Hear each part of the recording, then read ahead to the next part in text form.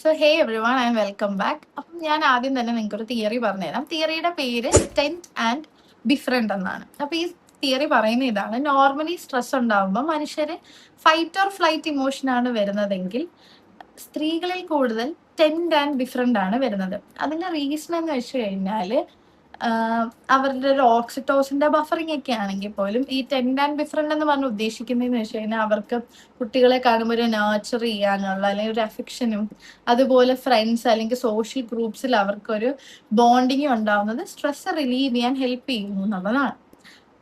ഈ തിയറിയേക്കാൾ എനിക്ക് ഭയങ്കര ഇൻട്രസ്റ്റിംഗ് ആയി തോന്നിയത് ഇതിന്റെ ഒറിജിൻ, ഈ സ്റ്റോറിയുടെ ഒറിജിൻ ആണ്, ഈ തിയറിയുടെ ഒറിജിൻ പാർട്ടാണ്. അപ്പൊ നോർമലി ഈ തിയറിക്ക് കൗണ്ടർ തിയറീസും അല്ലെങ്കിൽ ക്വസ്റ്റ്യൻസും ഒക്കെ ഉണ്ടായിട്ടുണ്ടെങ്കിലും ഒറിജിൻ സ്റ്റോറി ഇങ്ങനെയാണ്. രണ്ടുപേര് റിസർച്ച് ചെയ്തുകൊണ്ടിരിക്കുകയായിരുന്നു ലാബിൽ. ദേ ഫെൽറ്റ് സ്ട്രെസ്ഡ്. അപ്പൊ അവർ എന്ത് ചെയ്തു, ഒരു ലാബൊക്കെ ക്ലീൻ ചെയ്തിട്ട് കോഫിയൊക്കെ ഇട്ട് പിടിച്ച് സംസാരിക്കാന്ന് ഡിസൈഡ് ചെയ്യുന്നു. എന്നിട്ട് അവര് കോഫിയൊക്കെ കുടിച്ച് അങ്ങനെ കഥ പറഞ്ഞ് കാര്യങ്ങളൊക്കെ ഷെയർ ചെയ്തപ്പോൾ അവർക്ക് ആ സ്ട്രെസ് കുറയുന്നത് പോലെ ഫീൽ ചെയ്തു. അപ്പം ഞാൻ പറയാൻ വന്ന കാര്യം അല്ലെങ്കിൽ എൻ്റെ ടോപ്പിക്കും ഈ പറഞ്ഞ സ്റ്റോറിയും തമ്മിൽ ചെറിയൊരു കണക്ഷൻ ഫീൽ ചെയ്തുകൊണ്ടാണ് ഞാനിത് ഷെയർ ചെയ്യാമെന്ന് തീരുമാനിച്ചത്.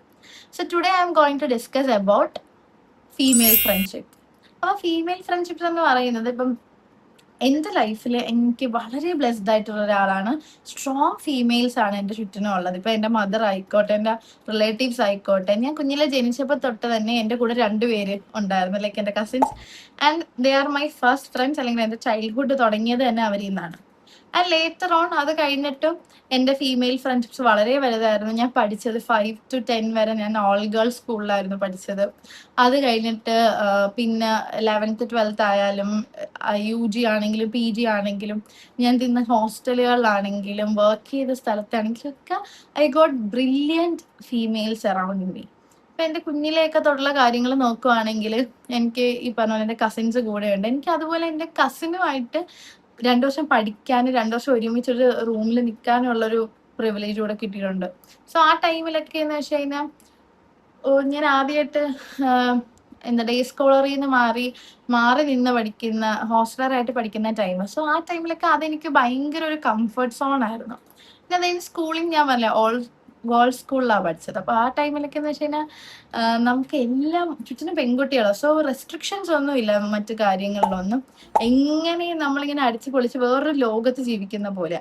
ആ ടൈം പീരിയഡിലൊക്കെയാണ് കൂടുതലും ഈ ഒരു കെയറിങ് മെന്റാലിറ്റി, അല്ലെങ്കിൽ അവിടെ നിന്നൊക്കെയാണ് അത് പഠിച്ചത്. നമ്മൾ പരസ്പരം ഇത്രയും പെൺകുട്ടികളാകുമ്പം അവരുടെ നീഡ്സ് എന്താണ് നമുക്ക് പെട്ടെന്ന് മനസ്സിലാക്കാൻ പറ്റുന്നത്, അല്ലെങ്കിൽ അവരെങ്ങനെ ചിന്തിക്കും എന്നുള്ളത് മനസ്സിലാക്കാൻ പറ്റുന്നത്. നമ്മളൊരു ട്രാൻസിഷൻ ഫേസ് ഒക്കെ ഉള്ളത് ആ ടൈമിലാണ്. 5ാം ക്ലാസ് തൊട്ട് 10ാം ക്ലാസ് എന്നൊക്കെ പറയുമ്പോൾ നമുക്ക് ചിലപ്പോൾ പീരീഡ്സ് ഉണ്ടാകുന്ന ടൈമായിരിക്കും. സോ ആ ടൈമിലൊക്കെ കൂടെയുള്ള ആളെ സപ്പോർട്ട് ചെയ്യുക, കെയർ ചെയ്യുക ഒക്കെ പഠിച്ചതും, കൂടെയുള്ള പെൺകുട്ടികളുടെ ഇമോഷൻസ് എങ്ങനെയാണ്, എല്ലാവരും എങ്ങനെയാണ് ഡിഫറെൻ്റ് ആയിരിക്കുന്നതെന്നൊക്കെ ഞാൻ പഠിച്ചത് ആ ടൈമിലാണ്.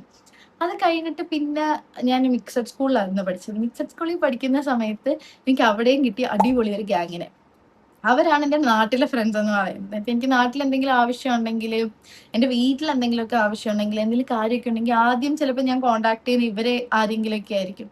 ഇതിലെൻ്റെ ബെസ്റ്റ് ഫ്രണ്ട് ഉണ്ട്, എൻ്റെ കൂടെ കുഞ്ഞിലേ തൊട്ട് പഠിച്ച ഒരാളുണ്ട്.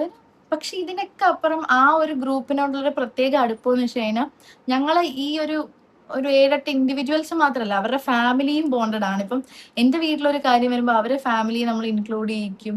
അവരുടെ വീട്ടിലൊരു കാര്യം വരുമ്പോഴും എന്നെയും എൻ്റെ ഫാമിലീനെ ആയിരിക്കും അവർ ഇൻക്ലൂഡ് ചെയ്യുന്നത്. ലൈക്ക് അവിടെ തമ്മിൽ പണ്ട് തൊട്ട് എങ്ങനെ അറിയാം എന്നുള്ള രീതിയിൽ ഒരു ഇമോഷണൽ സ്പേസ് അല്ലെങ്കിൽ ഒരു റെസ്പോൺസിബിലിറ്റി പരസ്പരം ഷെയർ ചെയ്യാൻ തുടങ്ങിയത് ആ ഗ്രൂപ്പ് വന്നതിന് ശേഷം എൻ്റെ 12th ഫ്രണ്ട്സിൻ്റെ അടുത്താണ്. അതിപ്പോഴാണെങ്കിലും അങ്ങനെ തന്നെ. അവരുടെ പാരൻസ് ആണെങ്കിലും ഒക്കെ നമ്മളത് വളരെ അവരുടെ മക്കളെ പോലെയൊക്കെ തന്നെ. കാരണം മറ്റുള്ള ആളുകളിലെ അല്ലെങ്കിൽ ഫ്രണ്ട്സിന്റെ ഫാമിലി എനിക്ക് അത്രത്തോളം അറിയണമെന്നില്ല. പക്ഷെ ഇവിടെ എനിക്ക് ഫാമിലിയെ പോലും അറിയാം. അപ്പൊ അത്രയും ക്ലോസ് ആണ് ഞങ്ങൾ എല്ലാവരും. അപ്പൊ എനിക്ക് നാട്ടിലെ ഫ്രണ്ട്സ് എന്നാണ് ഒരുപാട് മെമ്മറീസ് ഉള്ളത്. അല്ലെങ്കിൽ നാട്ടിൽ വരുമ്പോൾ ആദ്യം കാണുന്നത്, സ്പെൻഡ് ചെയ്യുന്നതൊക്കെ ഇവരുടെ കൂടെ ആയിരിക്കും. അത് കഴിഞ്ഞിട്ട് പിന്നെ ബിടെക്കിന് ചെന്നപ്പോഴാണ് എനിക്കൊരു റിയലൈസേഷൻ ഉണ്ടായത്. ഇത്രയും ഒരുപാട് പേരില്ലെങ്കിലും ഒരാളുണ്ടായ ലൈഫ് അടിപൊളിയായിരിക്കും. അങ്ങനെയാണ് എൻ്റെ ബെസ്റ്റ് ഫ്രണ്ട് അവിടുത്തെ. അവളിപ്പോഴും എൻ്റെ ബെസ്റ്റ് ഫ്രണ്ട് തന്നെയാണ്. പക്ഷെ ആ ഒരു 4 വർഷം എൻ്റെ കൂടെ ആള് എല്ലാത്തിനും വളരെ സപ്പോർട്ടീവായിട്ടും വളരെ കെയർ ചെയ്തും ഒന്നും പറയത്തില്ലെങ്കിൽ പോലും അവളങ്ങനെ സ്റ്റുഡ് ചെയ്ത് അങ്ങനെ നിൽക്കും നമ്മുടെ കൂടെ. ആൻഡ് അതൊരു ഭയങ്കര ആശ്വാസമായിരുന്നു. ഒരു എനിക്ക് ഇമോഷണലി ലേ ചെയ്യാൻ പറ്റുന്ന ഒരു സ്പേസ് ആയിരുന്നു. ഒന്നും പറഞ്ഞില്ല. ചിലപ്പോൾ എനിക്കൊരു വിഷമം പറയണ്ടായിരുന്നു, ബട്ട് അവൾ അവിടെ കാണുമെന്നുള്ളത് എനിക്ക് ഭയങ്കര ഉറപ്പുള്ള കാര്യമായിരുന്നു. ലേറ്റർ അത് കഴിഞ്ഞിട്ട് ഞാൻ PGക്ക് ചെന്നപ്പോഴാണ് എനിക്ക് കുറേ കൂടെ എൻ്റെ പെർസ്പെക്റ്റീവ്സ് ആയിട്ട് മാച്ച് ചെയ്യുന്ന, അല്ലെങ്കിൽ എൻ്റെ അതേ വൈബുള്ള ഫ്രണ്ട്സിനെ കിട്ടുന്നത്. സോ ആ PGക്ക് ചെന്നപ്പോൾ എനിക്ക് ഇപ്പോഴും ഓർമ്മയുണ്ട്, ഞാൻ ഈ പറഞ്ഞ സ്റ്റോറി പോലെ സിമിലറായ കണ്ടീഷൻസ് ഈ ഞങ്ങൾക്ക് ലാബ് വർക്ക് ഒക്കെ കൂടുതലുണ്ട്. ആ ടൈമിൽ ബോണ്ട് ആവുന്നത്, അല്ലെങ്കിൽ ഒരുമിച്ച് ലാബിൽ ഇരിക്കാം, അങ്ങനെ ഞങ്ങൾക്ക് ഒരു ലിമിറ്റഡ് ടൈമേ ഉള്ളൂ. So we should spend it more. ഭയങ്കര അടിച്ചു പൊളിക്കണം. പിന്നെ ലൈഫിൽ ഒരുപാട് അംബീഷ്യസ് ആയിട്ടുള്ള പെൺകുട്ടികളെ ഒക്കെ കണ്ടതും, അല്ലെങ്കിൽ ഡിഫറെന്റ് സ്ഥലങ്ങളിൽ നിന്ന് വന്നിട്ട് ഡിഫറെന്റ് അംബീഷൻസ് ഉള്ളവര്, അതിന് വേണ്ടി ടൈം സ്പെൻഡ് ചെയ്യുന്നവര്, പാഷൻസ് ഉള്ളവരൊക്കെ കണ്ടുമുട്ടിയത് എനിക്ക് ഭയങ്കര സന്തോഷം തോന്നിയൊരു, കാരണം അതുവരെ ഉള്ളവർ അങ്ങനെയാണെങ്കിലും ഈ ഒരു 2 years അപ്പം ഞാനും കുറച്ചുകൂടെ വളർന്നു, എനിക്കും അതൊക്കെ അണ്ടർസ്റ്റാൻഡ് ചെയ്യാൻ പറ്റി. പിന്നെ ലേറ്റർ ഓൺ ഞാൻ ജോലി സ്ഥലത്തൊക്കെ പോയപ്പോൾ പോലും എനിക്ക് വർക്ക് സ്പേസിൽ വരെ നല്ല ഫീമെയിൽ സ്പേസസ് കിട്ടിയിട്ടുള്ള ആളാണ്. ഇപ്പൊ എസ്പെഷ്യലി പറയണേ, എൻ്റെ ലാസ്റ്റ് ഞാൻ വർക്ക് ചെയ്തുകൊണ്ടിരിക്കുന്ന അടുത്ത് എനിക്ക് സ്പെസിഫിക്കലി എല്ലാവരും, അല്ലെങ്കിൽ ഞങ്ങൾ കുറച്ച് ലേഡീസേ ഉള്ളെങ്കിൽ പോലും അവരെല്ലാവരും നമുക്കൊരു സ്ട്രെസ് വരുമ്പോൾ നമുക്ക് ആ ഒരു സ്പേസിൽ അവർ അത്യാവശ്യമാണ് എന്നുള്ളതാണ്. ആരൊക്കെ ഉണ്ടെങ്കിലും ഒരു ഒരു ഒരു ലൈക്ക് നമ്മൾ മനസ്സിലാക്കുന്ന ഒരു ലേഡി അല്ലെങ്കിൽ ഒരു ഫീമെയിൽ ക്യാരക്ടർ അവിടെ ഉണ്ടെങ്കിൽ നിങ്ങൾക്ക് ഭയങ്കര ആശ്വാസം. അങ്ങനെ 1-2 പേര് എനിക്ക് അവിടെ ഉണ്ടാൻ.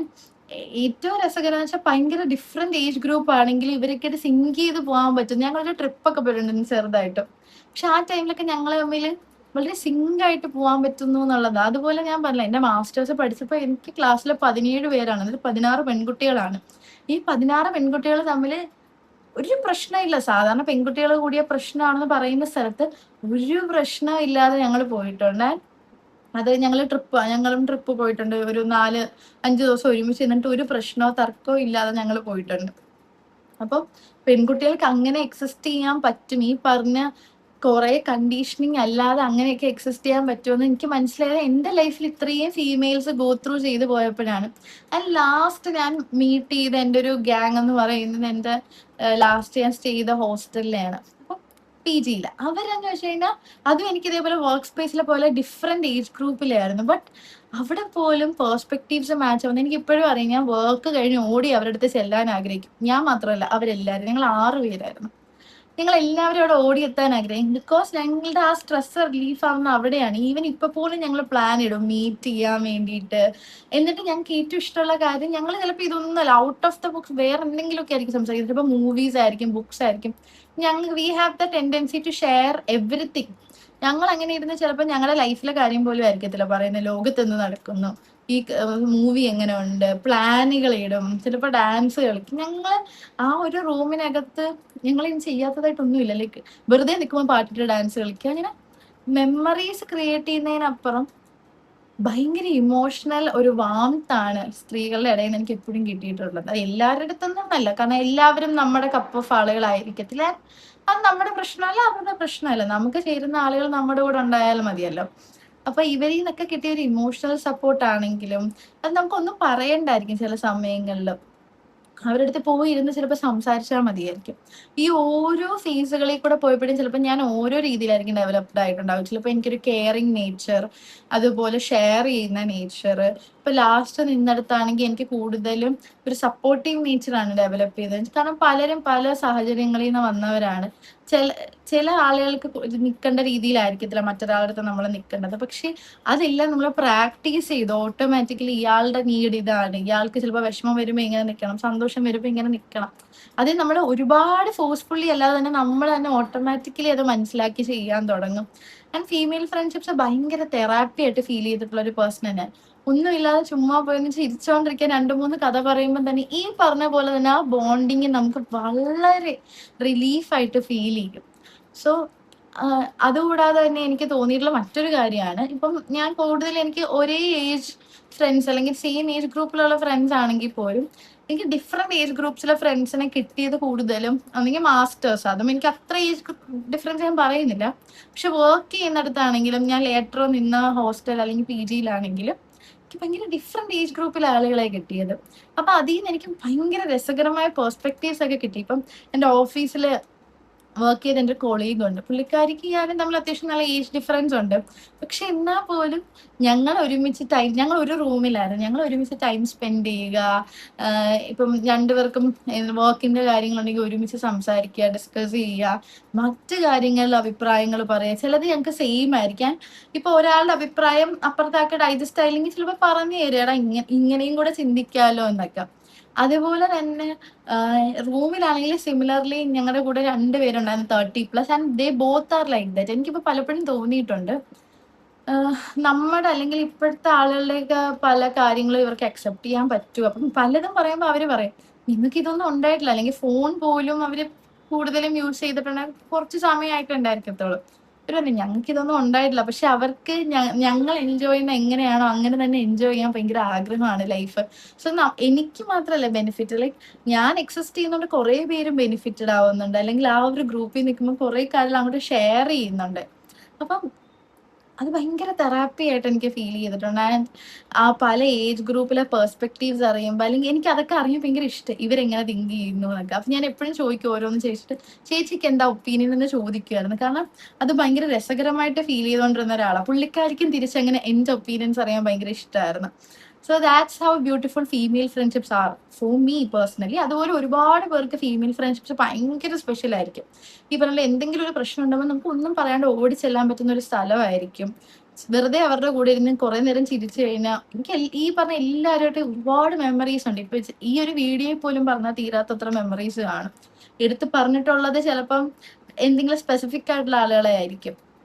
പക്ഷെ എന്നാൽ പോലെ ഈ പറഞ്ഞ ഓരോരുത്തരുമായിട്ട് ഓരോ മെമ്മറീസ് എന്ന് വെച്ചാൽ മാസ്റ്റേഴ്സ് ഒക്കെ ചെയ്യുന്ന സമയത്ത് ഒരുപാട് സ്ട്രഗിൾ ചെയ്തിട്ടുണ്ട്. തീസസിന്റെ ഒക്കെ ടെൻഷന്റെ ടൈമിലും ഇവർ എക്സിസ്റ്റ് ചെയ്തുകൊണ്ട് മാത്രം ആ ടെൻഷൻ അറിയാതിരുന്നിട്ടുണ്ട്.